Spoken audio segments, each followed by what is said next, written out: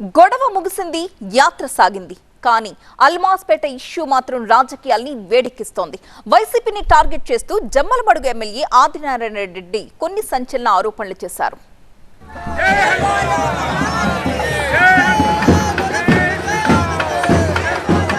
కడప అల్మాస్పేటలో ఉద్రిక్తతలు సద్దుమణిగాయి. హనుమాన్ శోభాయాత్ర సజావుగా సాగింది. అయితే అల్మాస్పేట ఘర్షణ పొలిటికల్ టర్న్ తీసుకుంది. అల్లర్ల వెనుక వైసీపీ ఉందని ఆరోపించారు బీజేపీ ఎమ్మెల్యే ఆదినారాయణ రెడ్డి. కోతి మూకలు ఉన్నప్పుడు కట్టె తీసుకుంటే అవి పరిగెత్తాయి, కట్టె లేకుంటే అవి మనల్ని పరిగెత్తిస్తాయి. ఆడ ఉండేది కోతి మూకలు.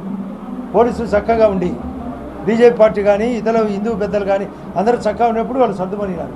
అసలు ఇంకా చెప్తున్నారు డ్రగ్స్ పార్టీ అదే పనిగా డ్రగ్స్ తీసుకొని కూడా ఈ కార్యక్రమం చేశారట. ఇదేంది ఇది విచిత్రమైన పరిస్థితి.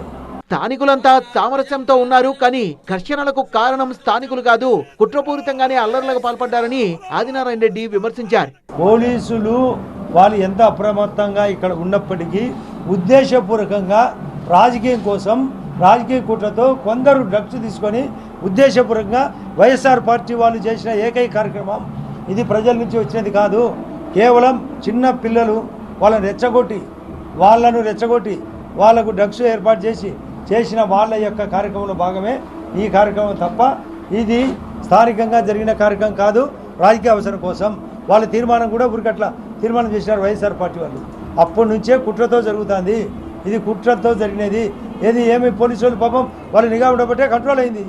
విగ్రహం ఉంది కాబట్టి హనుమాన్ సర్కిల్ అని పేరు పెట్టారు, అందులో తప్పేముందని ప్రశ్నించారు ఎమ్మెల్యే ఆదినారాయణ రెడ్డి. హనుమాన్ విగ్రహం ఉంది కాబట్టి విగ్రహం యొక్క సర్కిల్ అని రాసుకున్నారు, దాంట్లో తప్పేంది?